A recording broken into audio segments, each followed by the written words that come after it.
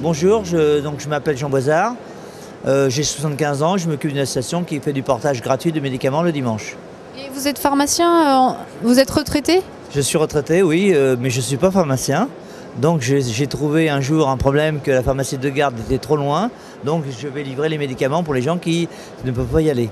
Un jour, j'ai découvert dans ma ville où il y avait 7 pharmacies et 20 000 habitants, on avait une pharmacie de garde tous les dimanches. Et maintenant, depuis la réorganisation depuis quelques années, c'est une pharmacie de garde. On a donc 2 pharmacies de garde pour 15 villes, pour 60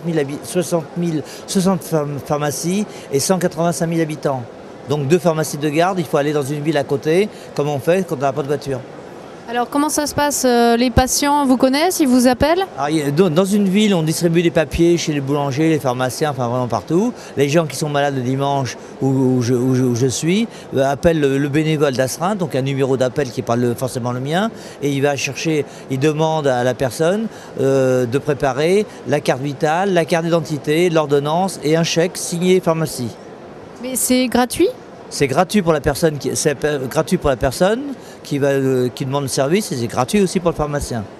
Donc vous travaillez le jour du Seigneur et c'est gratuit? Le jour du Seigneur, c'est gratuit et je pense que c'est un peu utile.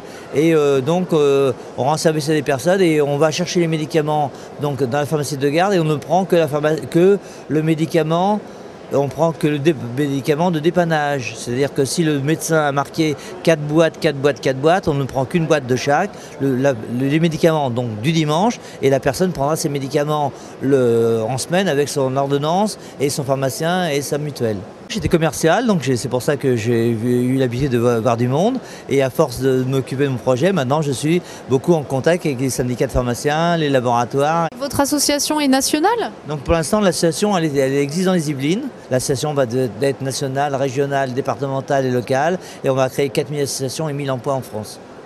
1000 emplois? Oui, alors le projet c'est donc les bénévoles qui font l'action sur le terrain, mais par contre on peut faire aussi de l'animation, de la communication par des emplois aidés pour des seniors des plus de 50 ans et des personnes handicapées qui travailleraient sur internet et des emplois pour les jeunes, des emplois de service civique.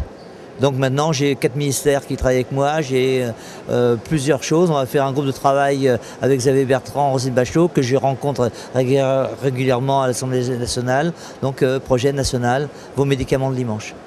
J'ai peu de personnes, il y en a qui font du bénévolat le dimanche, mais moi je fais toute la partie communication, c'est-à-dire une dizaine de salons par an, des rencontres à l'Assemblée nationale et je fais connaître le projet auprès de beaucoup de monde, aussi bien d'élus que de pharmaciens.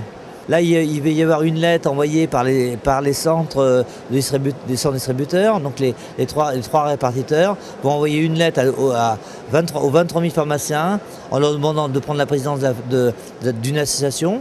Et aussi, en même temps, ils vont on va leur envoyer une affiche pour que chaque pharmacien mette une affiche en officine pour qu'on trouve des bénévoles. Alors deuxième étape, c'est qu'il y a des gens qui sont d'accord pour mettre un tract payé par un laboratoire avec l'ordonnance. C'est-à-dire si on met, sachant qu'un pharmacien reçoit environ 200 personnes par jour, et il va mettre 200 papiers par jour dans les ordonnances. Donc les gens vont savoir que ça va exister. Plus les médias. Merci, on vous souhaite bonne chance. Merci bien.